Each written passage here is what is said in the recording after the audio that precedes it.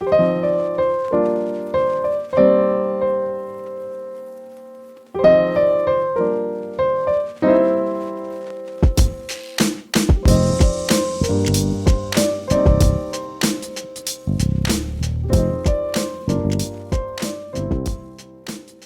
and welcome to my finger knitting tutorial.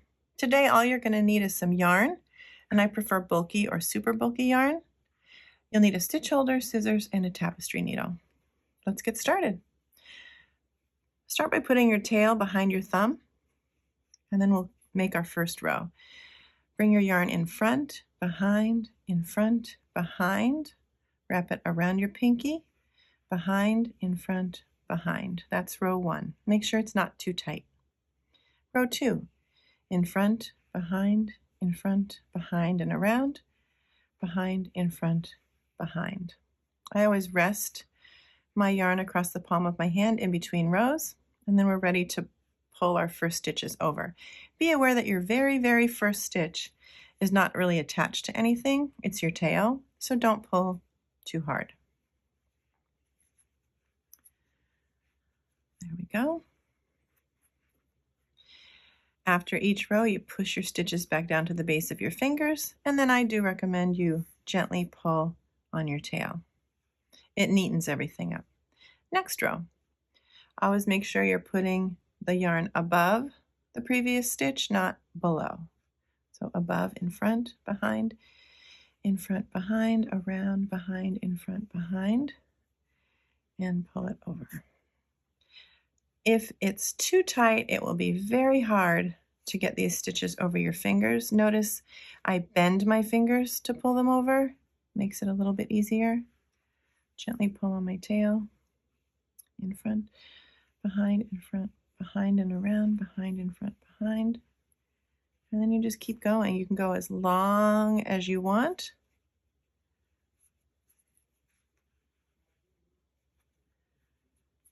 And just push it down. Gently pull. Front, behind, in front, behind.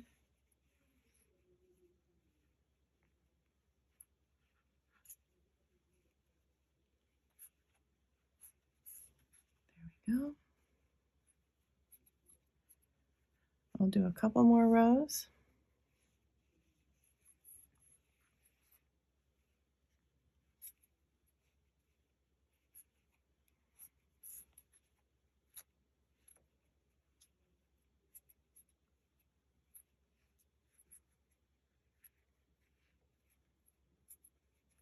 There. One thing I want you to notice is that because finger knitting is flat, your hand is flat, the finger knitting is flat, there is a wrong side and a right side, and the right side looks so pretty. I love it. But the right side faces the back of your hand. We'll have to remember that later.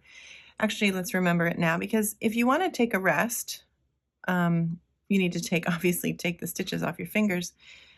I use a stitch holder. You can also use a pen to do it, especially a pen with a little, one of those little clip things to put on a pocket, because then you can slide the stitches underneath. But the stitches can wait there and you can put it aside. Now, if you decide to pick it up again and start again, then just remember to put the right side facing the back of your hand. And then I slide the stitches on in reverse order. So I started with my pinky and ended with my index finger, and I'll slide them back on in reverse order, like that. And then you're ready to go again. Another interesting thing to note is that when you're getting ready to start, it seems a little strange that your feeder yarn is coming out from your middle finger. You would assume it would come out from your index finger, but it doesn't, and the reason why, so once you get them back on your hand, you bring it around to rest, but you'll notice front, back, around, back, front, back. Your last stitch really is coming from your middle finger, and that's why when you get ready to start again, it can seem a little confusing that the feeder yarn is coming from your middle finger here instead of your index finger.